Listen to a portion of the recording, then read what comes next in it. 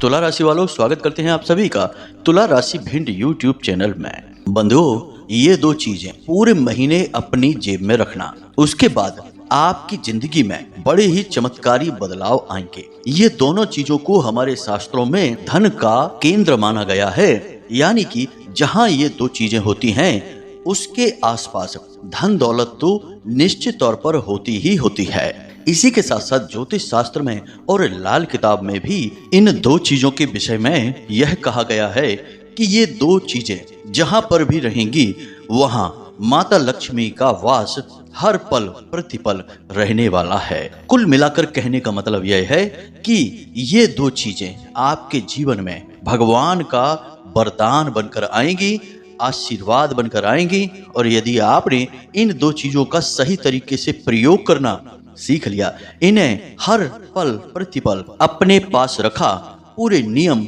और विधि विधान के साथ, तो एक बात तो पक्की है कि आपके जीवन से धन की हर प्रकार की समस्या गायब होने वाली है। आप अपनी आंखों के सामने पैसे रुपए की बरसात होते अपने जीवन में स्वयं देखेंगे। कुछ ही दिनों में आपके कर्जे चुकने शुरू हो जाएंगे, आपकी आमदनी बढ़ती चली जाएगी और दिन दूनी रात चौगनी तरक्की करते हुए आप अपने जीवन को स्वर्ग के समान सुंदर बना पाएंगे। तो जयकारा बोलो माता रानी का, जगत माई महामाई माँ भद्रकाली की जय बोलो, माता रानी के सांचे दरबार की जय बोलो। बंधुओं, अब आप यह जरूर सोच रहे होंगे कि आखिर ये दो चीजें कौन हैं और इनका काम करने का तरीका क्या है और इस बात की गारंटी क्या है कि ये दो चीजें आपके जीवन में पैसे की बरसात कराएंगी, आपके जीवन की दुख और तकलीफों को मिटा देंगी और जीवन को स्वर्ग के समान सुंदर बनाएगी। तो बंधुओं,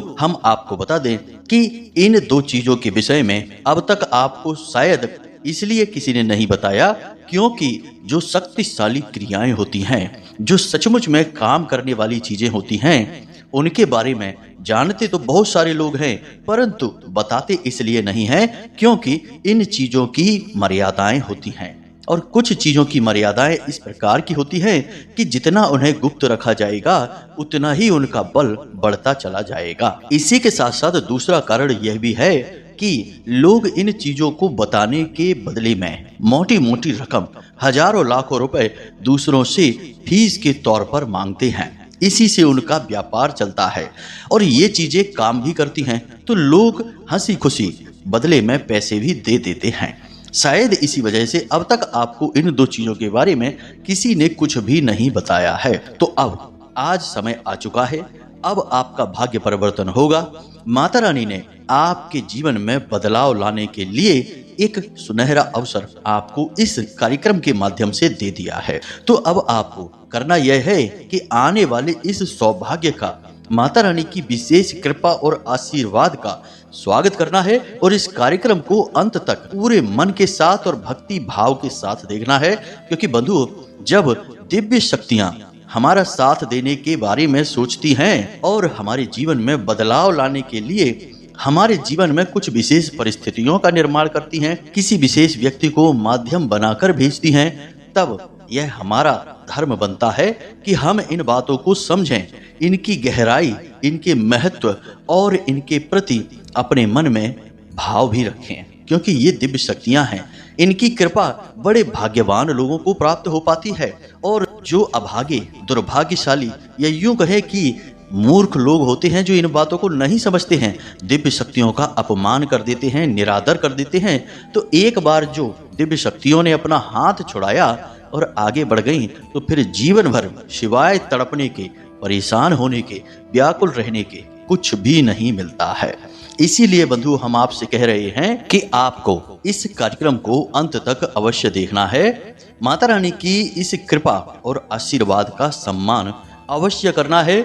ऐसी गलती या यूं कहें कि पागलपन या मूर्खता मत करना कि इस कार्यक्रम को बीच में ही छोड़कर चले गए। अब एक और बात यहाँ पर हम बता दें आपको कि हम सारी बातें आपको नियम, विधि विधान और संस्कारों के साथ बताने वाले हैं।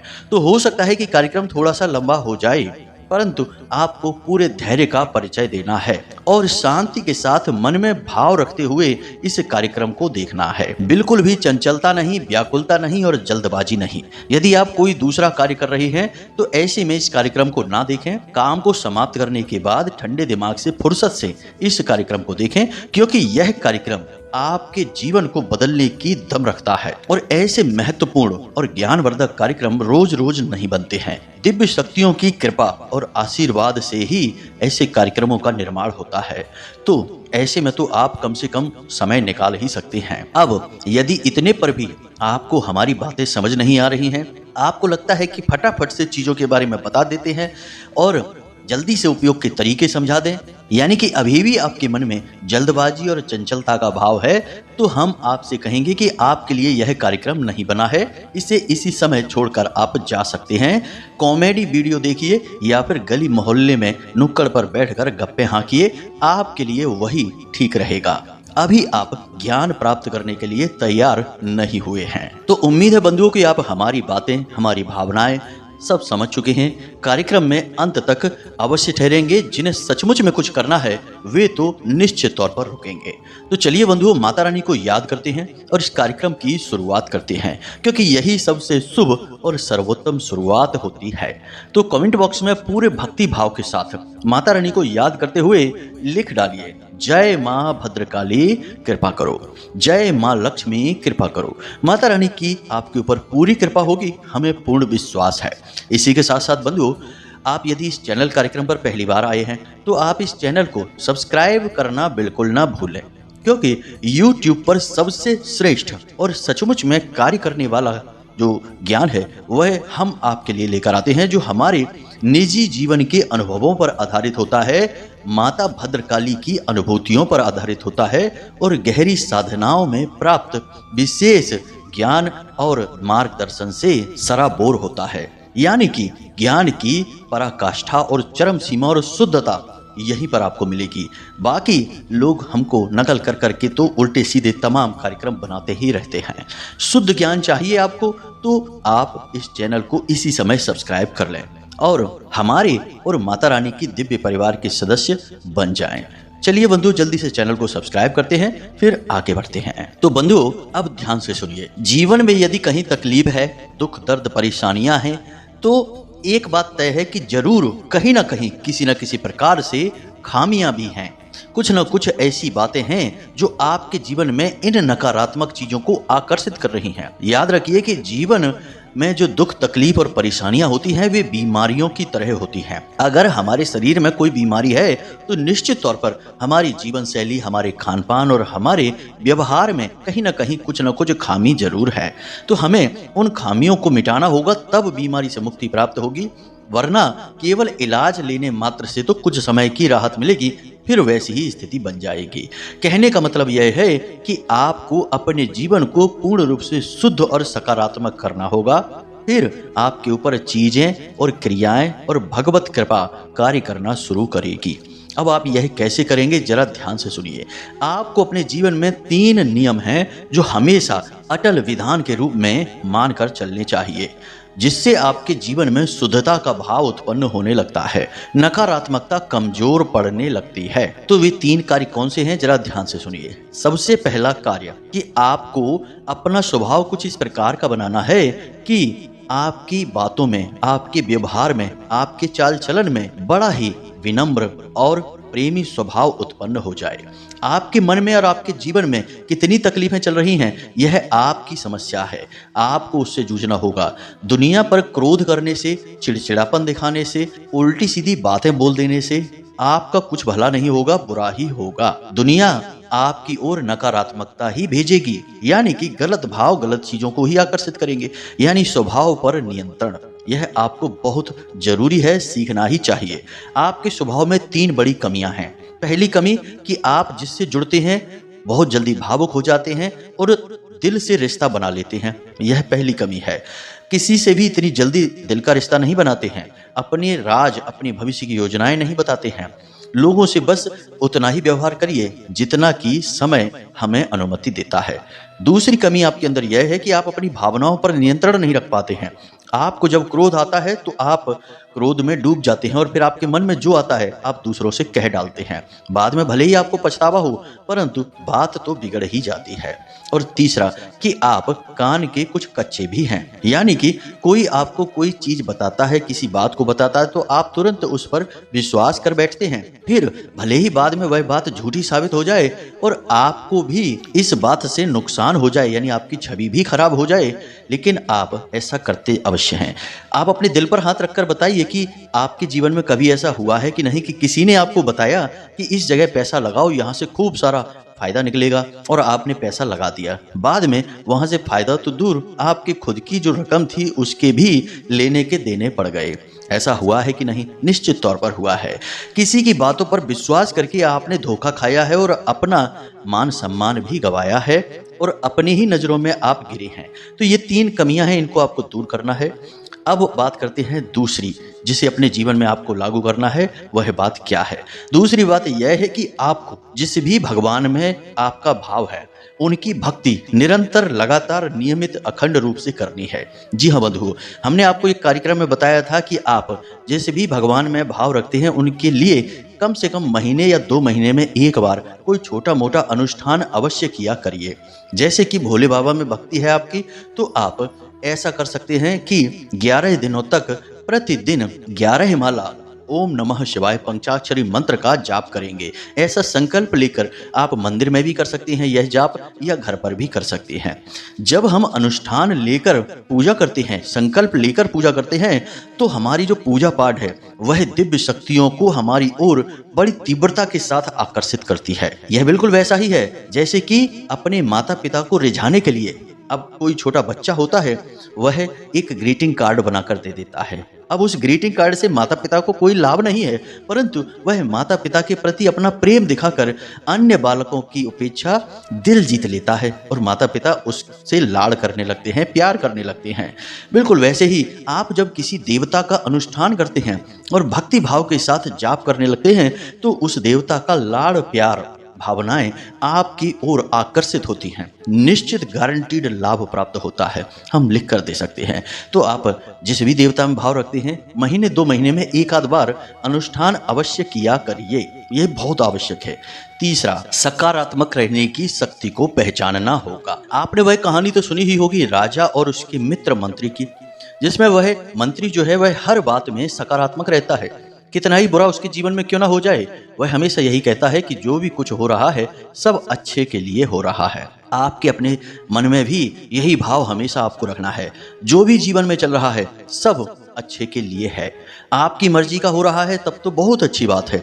अगर आपकी मर्जी का नहीं हो रहा है तो वह निश्चित ही भगवान की मर्जी का हो रहा है। और जब आपके जीवन में भगवान फैसले ले रहे हैं और अपनी मर्जी से ही कार्य कर रहे हैं, तो फिर इससे बड़ी बात और क्या हो सकती है कि आप भगवान की मर्जी का जीवन जी रहे हैं। इसलिए आपको सकारात्मक रहना होगा।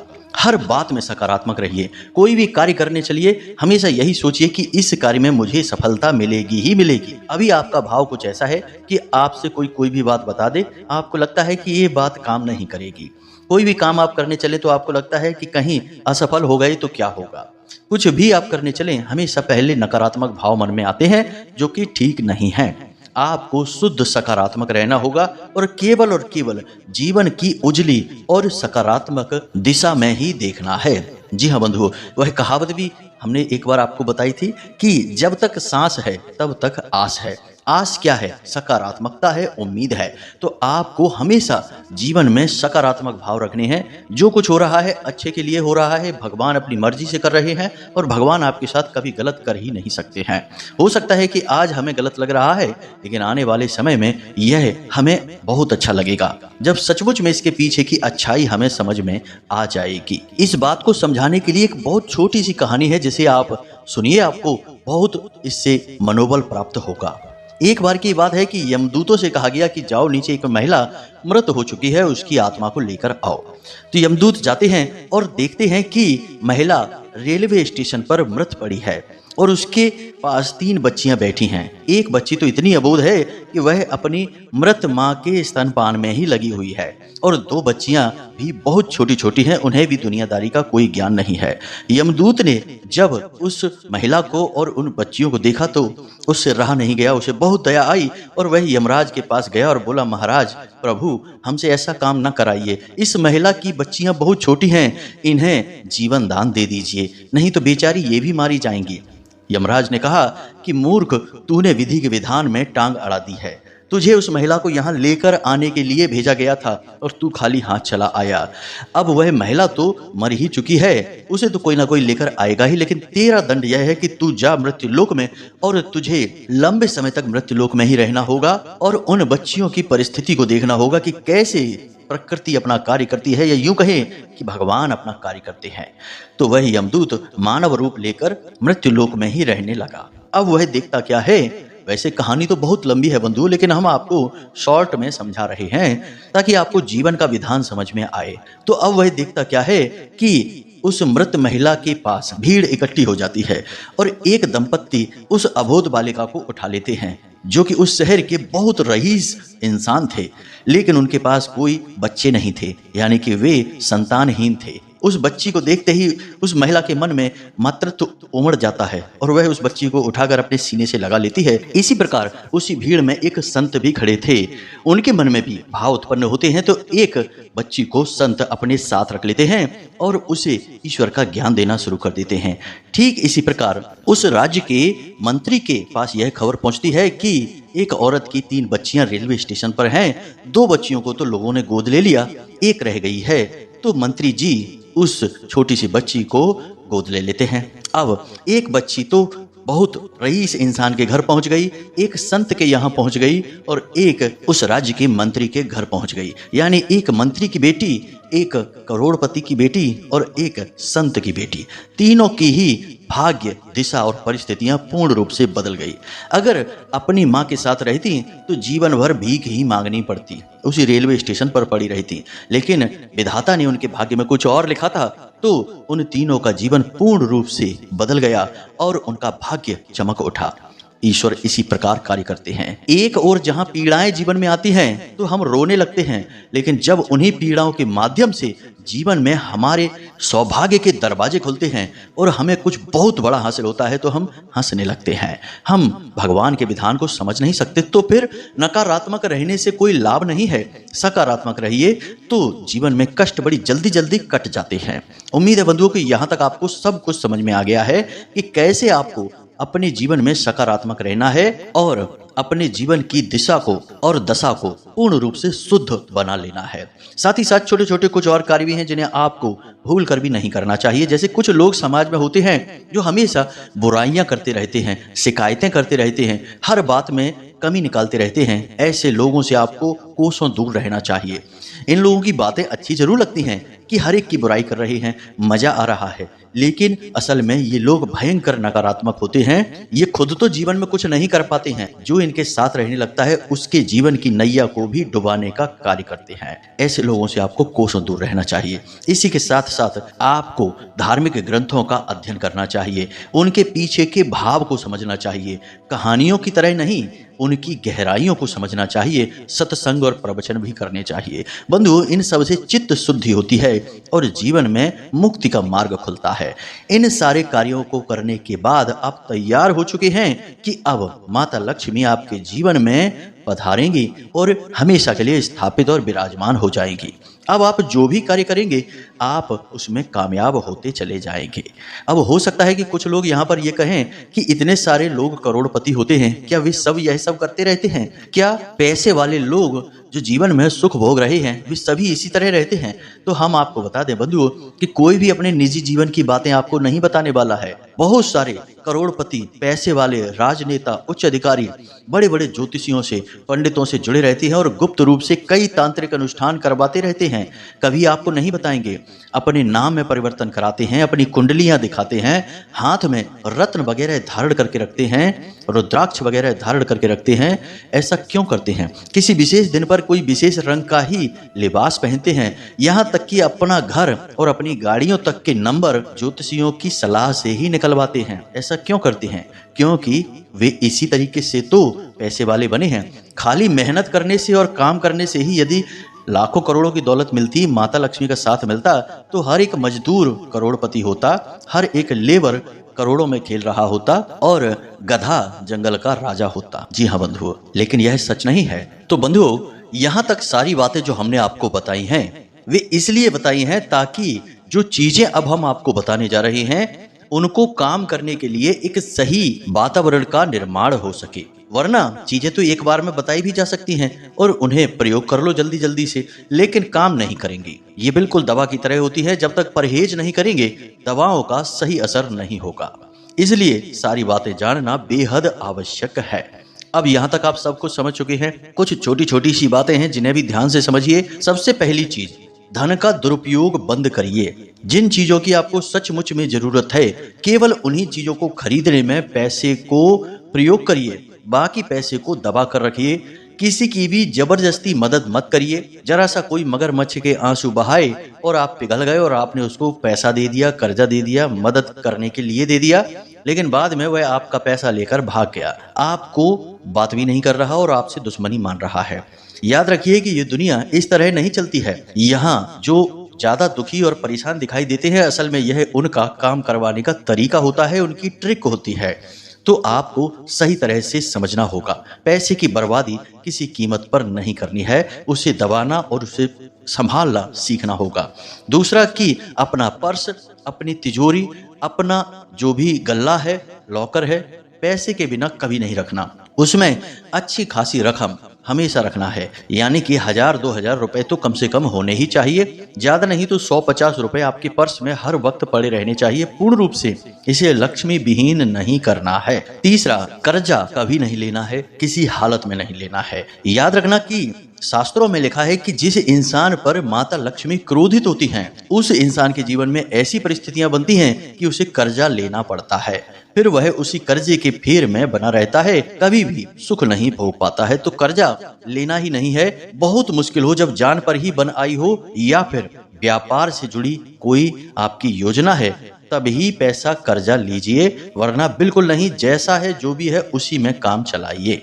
इन बातों का आप ध्यान रखिए। अब ध्यान से सुनिए, दो चीजों के बारे में हम आपको बता रहे हैं। ये चीजें बहुत दिव्य और 100% काम करने वाली हैं।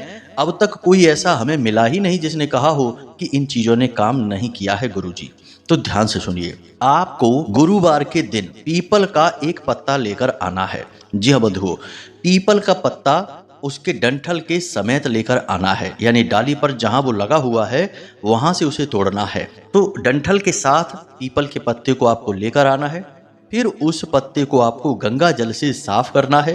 पहले साफ स्वच्छ जल से साफ करना, फिर गंगा जल उसके ऊपर छिड़कना, फिर उसके ऊपर थोड़ा सा इत्र लगाना है आपको। इत्र यानी कि खुशबू, जो भगवान के लिए प्रयोग की जाती है, उन्हें इत्र कहा जाता है। तो इत्र लगाना है थोड़ा सा आपको। उसके बाद आपको उस पत्ते पर सफेद रंग की जो सिंदूर है, स्याही नहीं सिंदूर, उस सिंदूर से श्रीम लिखना है। जी हाँ बंधुओं, श्रीम लिखना है। उसके बाद उसे आप रात भर के लिए अपने पूजा घर में रखा छोड़ दीजिए। उसके बाद अगले दिन आपको उस पत्ते को लेना है और आप जहां भी काम करते हैं, चाहे आपका ऑफिस है, आपका व्यापार है, दुकान है, बिजनेस है, तो एक ऐसी कुर्सी या गद्दी तो होगी ही जहां आप बैठते होंगे। उस गद्दी में अपने नीचे उसे रखना है आपको, पैरों के पास नहीं। यानी कि कुर्सी है तो जो आप कुर्सी पर बैठते हैं, बैठक है, आपको उस कुर्सी पर रखना है। यानी कि एक गद्दी होगी, उस गद्दी के नीचे रखना है। सीधे पत्ते पर ही नहीं बैठना है, उस पत्ते को आपको गद्दी के नीचे रखना है और उसके ऊपर आपको बैठ जाना है, यानी उसे ढक कर रखना है। अगले गुरुवार तक आपको उस पत्ते को रखना है। अगले गुरुवार आपको फिर से जाना है पीपल के पास और एक पत्ता वैसा ही फिर तोड़कर लाना है और यही क्रिया फिर से दोहरानी है। यानी कि उस पर आप पहले शुद्ध जल से धोएंगे, फिर गंगा जल उसके ऊपर छिड़केंगे, फिर थोड़ा सा इत्र लगाएंगे और फिर श्रीम लिखेंगे और इस पत्ते को आप फिर वहीं रखेंगे और जो पुराना पत्ता है उसे निकाल कर आप किसी गुप्त स्थान पर रख लेंगे। फेंकेंगे नहीं, अपनी तिजोरी में रख लें या पूजा घर में रख लें, कोई उसे छुए ना और देखे ना, इस तरह से रखना है। सूख जाएगा वह पत्ता तो सूख जाने दें, कोई चिंता की बात नहीं। अब 7 दिन बाद यानी फिर अगले गुरुवार को आपको यही क्रिया दोहरानी है। इस क्रिया को आपको 7 गुरुवार दोहरानी है। 7 गुरुवार याद रखना बंधुओं। 7 गुरुवार के अंदर अंदर आपका जीवन पूर्ण रूप से बदल जाएगा। पैसे की बारिश होने लगेगी, हर जगह से पैसा आएगा। जहां आपका पैसा अटका पड़ा है वह खुद आपको पैसे देकर जाएगा। जहां से आपने सोच रखा है वहां से 100 गुना 1000 गुना पैसा आपके ऊपर बरसेगा। यह क्रिया कभी असफल नहीं हुई, लेकिन अभी यह क्रिया पूर्ण नहीं हुई है।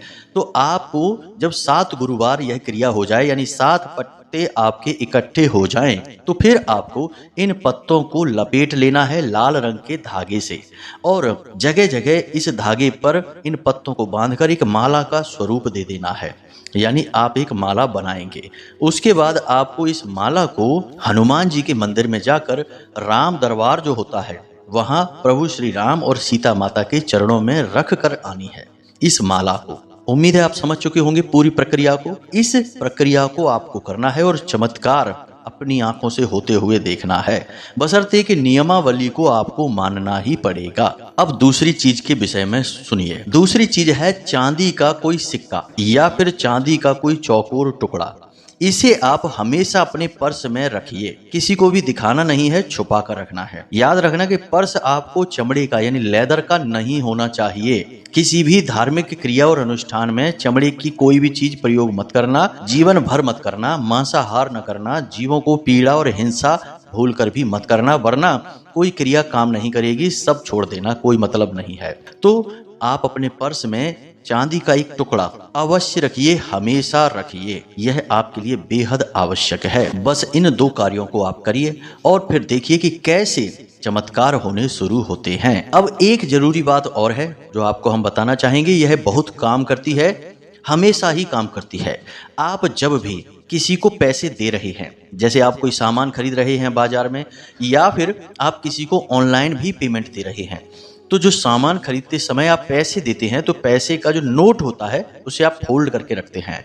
पहली बात तो सिक्के कभी किसी को आप बाजार में सामान खरीदते समय दें ही ना। सिक्के आपको मिल जाए तो उन्हें ले अवश्य लें, लेकिन उन्हें कभी देना, क्योंकि सिक्कों में माता लक्ष्मी की शुद्ध ऊर्जा का वास माना जाता है, तो उन्हें आप किसी को भी ना दें। नोट जब आप किसी को दें तो नोट को जो फोल्ड करते हैं तो जो खुला हुआ सिरा होता है वह आपकी ओर होना चाहिए और जो मुड़ा हुआ सिरा होता है वह देने वाले की ओर होना चाहिए। और साथ ही साथ मन में यह 1-2 बार जरूर बोलें 708 यानी 708 अनंत होकर वापस आना। यह 1-2 बार बोल दे, यह उस जाते हुए धन से आप कह रहे हैं, यह चीज कार्य करती है, यकीन मानिए। आपको 1-2 बार यह बोल देना है 708 अनंत होकर वापस आना। तो आप जितना पैसा दूसरों को दे रहे हैं, चाहे भले ही आप सामान खरीद रहे हो, वह पैसा 10 गुना 100 गुना 1000 गुना बनकर आपके पास आएगा ही आएगा, हर हालत में आएगा। आप 2000 खर्च करके आएंगे और 2-4 दिन में ही कुछ ऐसा होगा कि 20,000 आपके घर में आ जाएंगे, या आपके 2000 तो कहीं ना कहीं से आ ही जाएंगे। यह इस तरह कार्य करती है। दूसरा कि जो सिक्के आपके पास आते हैं उन सिक्कों को आप पूजा घर में रखिए। कभी छोटी कन्याओं को भोजन करा दीजिए। शुक्रवार के दिन जब एक रकम इकट्ठी हो जाए तो खीर बनवाइए और छोटी छोटी कन्याओं को गली मोहल्ले के बुलाकर खीर खिला दीजिए, और या फिर उन सिक्कों को ले जाकर मंदिर के दान पात्र में डाल दीजिए। मंदिर में कोई पूजा पाठ अनुष्ठान भोज वगैरह होगा, भंडारा होगा, उसमें आपकी रकम प्रयोग हो जाएगी। यह सर्वोत्तम क्रिया है, इसे भी याद रखना है। इस तरह से आप यदि अपने जीवन में बदलाव लाएंगे तो हम आपसे गारंटी के साथ कहते हैं कि अगले 4 से 6 महीने में करोड़पति आप ही होंगे। हम लिख कर दे सकते हैं। इन बातों को आपको जैसा हमने कहा है बिल्कुल वैसे ही अपने जीवन में उतारना होगा। और एक बात कि इन बातों को बिल्कुल भी हल्के में मत लेना। यदि आप यहाँ तक कार्यक्रम में आ चुके हैं तो इसका मतलब है कि आप बहुत गंभीर हैं, जीवन में बदलाव लाने के लिए तैयार हैं, तो बस इन कार्यों को अवश्य करिए। उम्मीद है बंधुओं कि यहाँ तक सारी बातें आपको समझ में आ चुकी हैं। इन बातों को जीवन में उतारिए, और यदि कोई मार्गदर्शन प्राप्त करना हो, कुछ चीजें समझ में ना आई हो, तो आप व्हाट्सएप नंबर पर मैसेज करके पूछ लीजिए, हम आपको सारी बातें विस्तार से समझा देंगे। आपके प्रश्नों के आपको जवाब अवश्य देंगे। माता रानी ने आदेश कर दिया है, अब बहुत जल्द हम फोन पर भी आपसे बात कर पाएंगे। व्यवस्थाएं कुछ ऐसी बनने वाली हैं। तो चलिए बंधु, आज के इस कार्यक्रम को समाप्त करते हैं। हमेशा हंसते रहिए, मुस्कुराते रहिए, सकारात्मक रहिए और दिन में एक बार मंदिर अवश्य हो आइए, क्योंकि आपका उद्धार तो वहीं से होना है। मिलते हैं अगले ज्ञानवर्धक कार्यक्रम में, तब तक के लिए धन्यवाद। जय माई की, जय मां भद्रकाली। माता रानी आपका कल्याण करें।